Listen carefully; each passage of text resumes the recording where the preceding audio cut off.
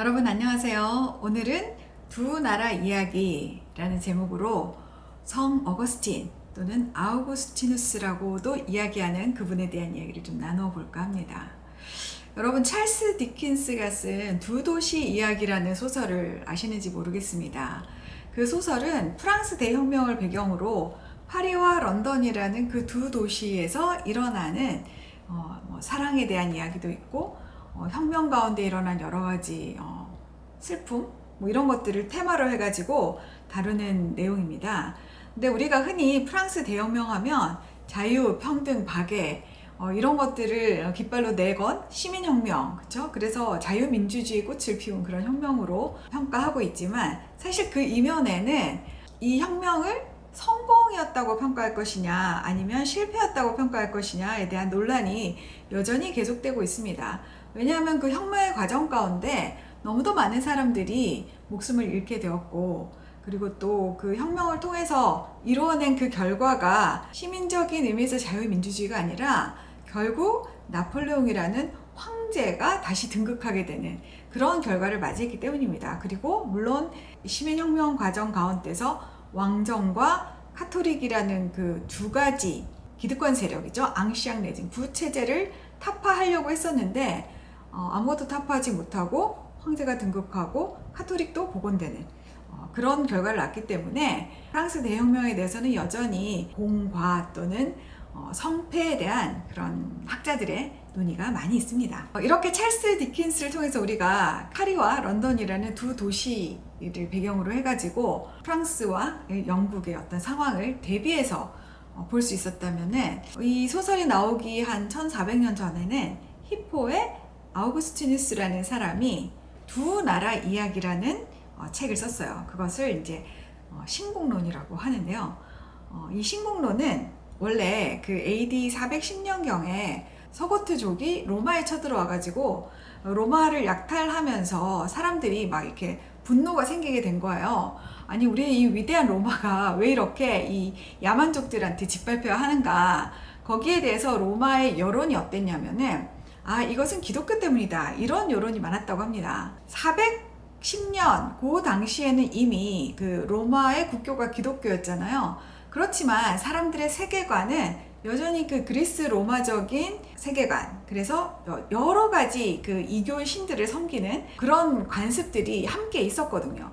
그래서 사람들이 완전히 이제 크리스찬으로서 변모된 삶을 살지 못했고, 대부분의 사람들은 그냥 이신 저신 막 이렇게 우상신들을 섬기고 있었는데, 그들의 입장에서 볼 때는 우리가 이렇게 다양한 신들을 섬기고 있었고 그렇게 살 때는 굉장히 풍요롭고 좋았는데, 이 기독교를 섬기기로, 또 기독교를 국교로 하고 기독교만 섬기기로 한 다음에 이렇게 야만족들의 침략을 받는 것을 보니 다른 신들이 노하셨나 보다. 그래가지고 기독교에 대한 반발이 굉장히 심했다고 합니다. 그래서 그것들에 대한 어거스틴의 변명? 이런 것들이 사실은 신국론의 내용이라고 해요. 그 어거스틴은 신국론에서 이 세상이 서로 다른 통치 원리로 운영이 된다. 하나는 세속의 원리, 인간적인 원리로 통치되는 그런 영역이 있고, 또 다른 데는 하나님 나라의 질서와 하나님 나라의 어떤 원리로 통치되는 그 두 개의 왕국이 따로 이렇게 굴러간다. 근데 서로 맞물려서 굴러가긴 하겠죠. 그래서 그 두 가지를 이제 설명을 하는 거예요. 그런데 이런 어거스틴의 설명이 어거스틴이 혼자 만들어냈냐? 그게 아니죠. 분명히 예수님께서 이 두 가지 도미니언, 두 가지 통치 영역에 대한 구분은 어거스틴이 만들어낸 것이 아닙니다. 이것은 예수님께서 직접 말씀하신 것이죠. 예수님께서 십자가에 달리시기 전에 로마 총독인 빌라도 앞에서 재판을 받지 않습니까? 그때 예수님의 제목이 유대인의 왕이라는 거였어요. 그러니까 로마의 식민지로 있는 이 유대 국가에서 황제가 아닌 다른 왕이 났다는 것은 반역을 얘기하잖아요. 정치적인 반역. 그래가지고 만약에 이 사람이, 이 젊은 청년 예수가 그 정치적인 반역자라면 반드시 처단을 해야 되죠. 빌라도 입장에서는.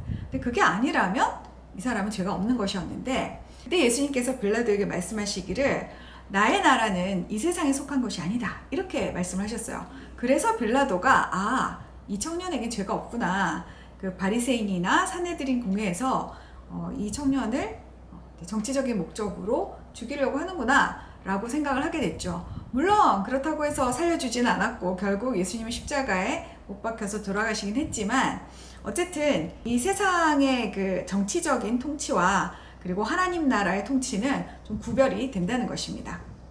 어거스틴은 초기 기독교의 철학을 굉장히 굳건하게 세운 사람입니다. 어거스틴은 플라톤의 영향을 많이 받았고 특히 신플라톤주의의 영향을 받아가지고 헬라적인 사상과 언어로 기독교의 진리를 그 로마 제국의 지식층이나 또 학자들에게 잘 설명을 하려고 애를 썼던 사람입니다. 그가 쓴 고백록이라는 책이 있는데요. 그 고백록은 어거스틴의 자서전 같은 책이거든요. 그 책에서 보면은 자기가 젊었을 때 얼마나 방탕했는가, 그러니까 여성 편력도 많았고 마니교와 같은 이단 사상에도 좀 빠졌었고 헬라 철학에도 통달했고 이런 것들을 이렇게 다 쓰면서 자기가 어떻게 하나님을 만나게 되었나 이런 내용들을 고백록에 담고 있습니다. 그래서 그분의 어떤 인생의 그 궤적들을 살펴볼 때 이분이야말로 이 세상적인 원리로 돌아가는 것들을 충분히 경험했고 또 하나님의 나라의 그 원리로 돌아가는 그 영적인 세계를 또 충분히 경험했기 때문에 이 두 가지를 극명하게 대비해서 잘 설명할 수 있었지 않나 그런 생각이 듭니다. 어거스틴의 사상 중에서 제일 중요한 거를 뽑으라면 은총론하고 인식론이 있어요. 그 은총론이라는 것은 인간의 구원은 오직 하나님의 은총으로 이루어진다 하는 것입니다. 지금 우리가 생각하면 하나님의 구원이 오직 하나님의 은총으로 은혜로만 가능하다. 이거 우리 정통 복음주의의 교리니까 너무 당연하다고 생각이 되지만 이 어거스틴의 은총론이 사실은 그 이후에 중세 철학을 이렇게 이어오면서 좀 어긋나게 돼서 카톨릭은 이 은총론에다가 인간의 어떤 선한 행위가 겹쳐져서 그 합해서 이렇게 구원이 이루어진다. 이런 식으로 교리가 조금 이제 어긋나게 되죠. 두 번째 인식론이라는 것은 진리를 알기 위해서 우리가 인식을 제대로 하기 위해서는 믿음이 전제되어야 한다는 것입니다. 보통 사람들은 내가 뭘 알기 위해서는 뭘 판단을 해야 되잖아. 이해하고 판단하고 난 다음 내가 안다 이렇게 생각하지만 어거스틴은 아니다. 진리를 알기 위해서는 기본적인 믿음을 우리가 깔고 가야 된다 이런 이야기를 했거든요. 예를 들어서 수학에는 검증이 필요 없는 당연한 진리라고 인정되는 그런 몇 가지가 있다고 해요. 그거를 공리라고 한다고 하더라고요. 예를 들어서 1 더하기 1은 2다. 이런 것은 굳이 증명하지 않고 또 사람들이 그냥 다 동의하고 다 믿는 그런 이제 진리잖아요. 물론 나중에 에디슨은 1 더하기 1은 1이다 뭐 이런 얘기를 했지만 어쨌든 모든 사람이 동의하는 그런 토대가 되는 것이죠. 그래서 그런 기본적인 수학적 원리를 우리가 다 믿고 그거를 베이스로 하고 그걸 전제로 했을 때 그 위에 더 복잡한 산술도 되고 더 복잡한 공학도 나오고 건축도 나오고 이렇게 하는 거 아니겠습니까? 그런 것처럼 기독교의 진리라는 것은 그 진리의 맛을 보고 그 진리에 진입하기 위해서는 기본적인 베이스가 되는 믿음은 있어야 된다고 얘기하는 거죠. 예를 들어서 하나님이 있다라는 것을 믿음으로 믿고 있다고 치고 그 가정하에 내가 기독교가 무엇을 말하는지를 이제 들여다보면 그때부터 기독교의 진리가 내 앞에 조금씩 열려지고 펼쳐지고 보여진다는 겁니다. 그래서 어떤 분은 예수를 믿기 전에 이렇게 전도하실 때 일단 믿음의 버튼을 눌러. 하나님이 있다라고, 하나님은 살아계시다라고 생각을 하고 그리고 성경을 한번 보기 시작해봐. 그러면 보이고 들리는 것이 있을 것이야. 이렇게 말씀을 하시거든요. 그래서 어거스틴의 그 인식론, 기본적인 전제가 되는 믿음은 있어야 한다. 그래야 진리에 한 걸음 나아갈 수 있다. 이 인식론이 오늘날 우리가 진리를 아는데도 엄청나게 튼튼한 토대를 제공해주고 있는 것입니다.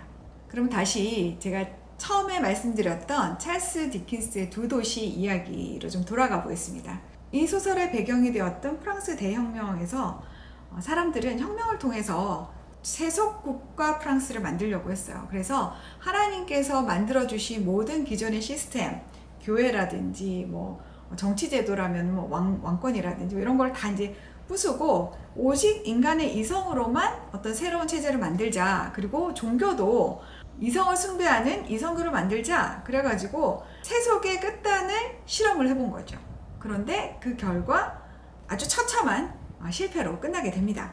수많은 사람들이 이 프랑스 대혁명의 대의를 위해서 목숨을 버리고 정말 어이없이 단두대의 이슬로 사라졌습니다. 거짓과 불법과 폭력이 난무한 그런 결과를 낳았습니다. 그래서 인간이 인본주의적으로 하나님 없이 뭔가 세상을 천지개벽으로 바꾸겠다, 이렇게 한 최초의 시도라고 할 수 있는데 실패로 끝났고, 그 이후에도 인간은 이 시도를 멈추지 않았죠.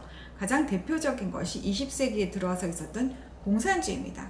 공산주의도 하나님을 배격하고 인간의 인본주의 원리로만 우리가 스스로 이 땅에서 천국, 유토피아를 건설할 수 있다라고 생각을 했었는데, 결국은 그것도 수천만의 사람, 거의 1억에 달하는 사람들의 목숨을 빼앗고 실패로 기결되었습니다.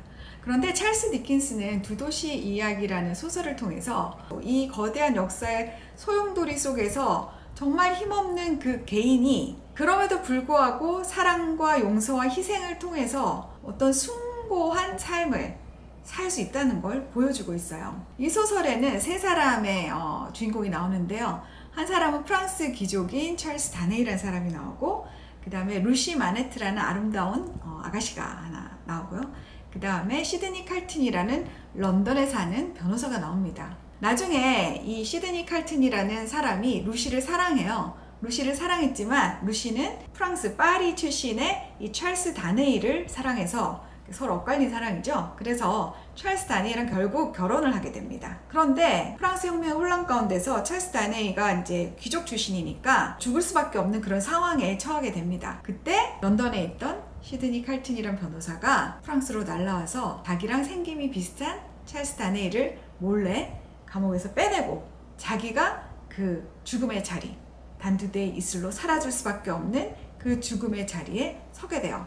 그래서 자기가 사랑하는 그 루시의 가정을 지켜주기 위해서 자신의 목숨을 버려서 사랑을 지켜주는 그런 이야기입니다. 이 이야기를 이렇게 듣고 있으면은 예수님께서 하신 말씀이 생각나죠. 친구를 위해서 목숨을 버리는 것보다 더 큰 사랑이 없다, 이런 말씀을 하셨는데, 이 찰스 디킨스의 소설에 나오는 이 시드니 칼튼이라는 이 변호사가 그 친구를 위한 그 온전한 희생을 표현하는 그런 대표적인 인물로 그렇게 나오게 됩니다. 지금 나라가 너무나 혼란스럽죠. 너무 혼란스럽고 어떻게 보면 너무 악한 사람들이 잘 되고, 또 욕망과 분노가 넘쳐나고, 정의는 정말 어디에 갔는지 사라진 듯 없어 보이고, 하나님께서 지금 이 시간에 왜 이렇게 침묵하고 계신가 화가 나고 질문을 할 때가 많습니다. 그렇지만 긴 역사를 살펴볼 때 이렇게 유구히 흐르는 역사 속에서 그럼에도 불구하고 여전히 면면이 흐르고 있는 하나님의 통치와 하나님의 질서가 있다는 것이죠.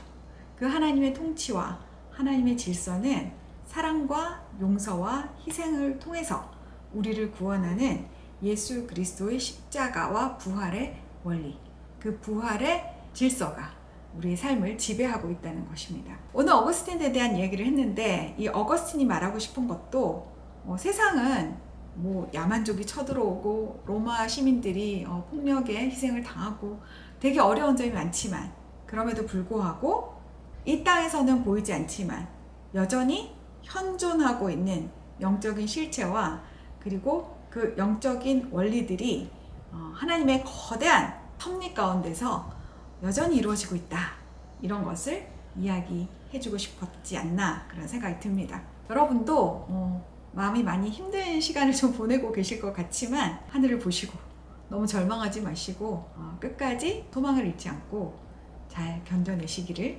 바랍니다. 감사합니다.